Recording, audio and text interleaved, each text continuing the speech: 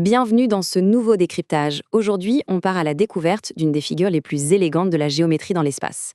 Pas question d'apprendre des formules bêtement par cœur ici, l'idée c'est vraiment de comprendre la mécanique interne des formes. Allez, on plonge direct dans le vif du sujet, le fameux cône de révolution. Faisons un petit exercice mental. Imaginons un triangle rectangle tout simple, plat, en 2 dimensions. Maintenant, on bloque l'un des côtés qui forme l'angle droit et on fait tourner ce triangle à une vitesse folle autour de cet axe. Mentalement, avec la persistance rétinienne, paf, un volume apparaît. Une forme super lisse avec une base bien ronde et une pointe. C'est exactement comme ça que naît le cône. C'est quand même dingue de se dire que la 3e dimension émerge juste du mouvement d'une forme en 2D, non ? Au menu pour bien visualiser tout ça, 1. La présentation du concept. 2. L'anatomie complète du solide. 3. Le fameux patron de révolution. 4. Le calcul de l'air. Et on terminera en beauté avec le calcul du volume. On commence tout de suite par notre première étape, le concept et la création. Ce mot « révolution », il est absolument génial en géométrie. Parce qu'un solide de révolution, à la base, ce n'est pas un objet statique. C'est le résultat d'une véritable action. On l'a vu, ce solide s'obtient en faisant tourner un triangle rectangle. Et l'axe de rotation est absolument crucial, ça doit être l'un des côtés de l'angle droit. Ce mouvement rotatif va tracer dans l'espace un disque parfaitement plat pour la base, surmonté d'une surface courbée qui vient mourir en un point unique au sommet. On passe au 2e point, l'anatomie du cône. On fige notre cône en pleine rotation pour décortiquer sa construction. Tout en haut, le point culminant, c'est notre sommet, qu'on marque généralement avec la lettre S. En bas, on a un disque parfait, avec en son centre exact le point O. Et sur la bordure de ce cercle, on peut placer n'importe quel point, disons A et B par exemple. Ces quelques lettres, c'est vraiment la grammaire de base essentielle pour comprendre tout ce qui va suivre. Là, attention, on aborde un concept clé, la génératrice. Si on trace un trait qui part du sommet S et qui descend jusqu'à n'importe quel point sur le bord du cercle en bas, comme A ou B, eh bien on obtient une génératrice. On peut se les représenter comme les armatures en bois d'un tipi ou les baleines d'un parapluie. Ces segments y glissent tout le long de la paroi extérieure, et si on repense à notre triangle de départ qui tournait, cette génératrice, c'est littéralement son hypoténuse.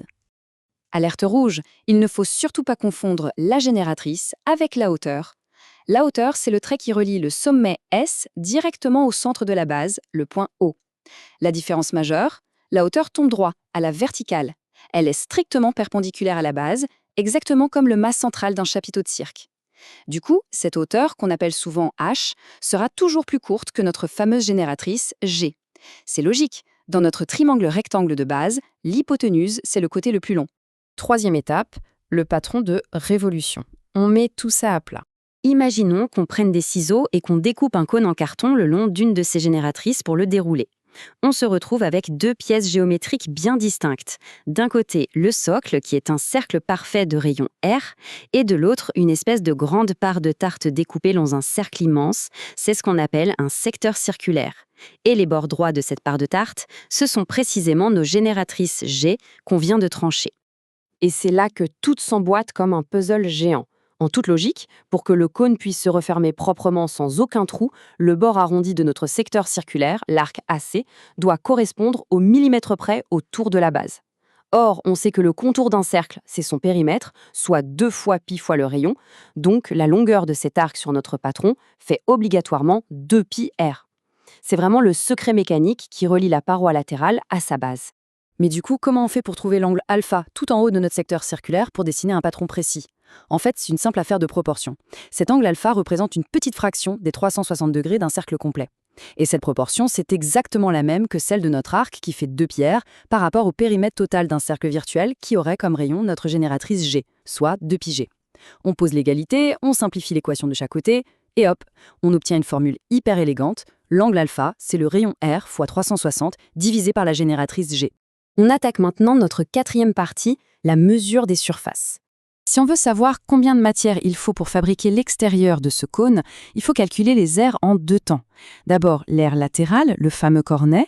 La formule, c'est pi multiplié par le rayon multiplié par la génératrice. Ensuite, l'aire de la base, très classique, c'est l'aire d'un disque, pi fois le rayon au carré. Et pour avoir l'aire totale, on additionne simplement les deux. En fait, quand on garde l'image du patron déplié en tête, additionner ces 2 morceaux de carton, ça coule de source. 5e et toute dernière partie, on s'intéresse à l'intérieur, le calcul du volume. Pour l'espace qui l'occupe, Le volume du cône obéit à la même règle d'or que toutes les autres figures en pointe, comme la pyramide. On prend l'aire de la base, on la multiplie par la hauteur et on divise le tout par 3. C'est d'ailleurs ici que la vraie hauteur h entre en scène et non pas la génératrice. En développant, ça donne pi fois le rayon au carré fois la hauteur divisé par 3. Et ce fameux divisé par 3, c'est génial visuellement, ça nous dit qu'un cône prend très exactement le tiers de l'espace d'un cylindre qui aurait la même taille. Incroyable, non? Et voilà, on arrive à la fin de notre décryptage. Mais gardons une chose en tête, les objets qui ont l'air très complexes autour de nous sont souvent nés de mouvements incroyablement simples. Le majestueux cône de révolution, au fond, c'est juste le fantôme d'un triangle plat en plein tourbillon. Alors la prochaine fois qu'un entonnoir, un clocher ou un simple cornet de glace croisera notre regard, parviendra-t-on à y voir cette petite forme en 2D qui pivote sur elle-même pour lui donner vie? La géométrie a décidément le chic pour nous faire voir le monde autrement.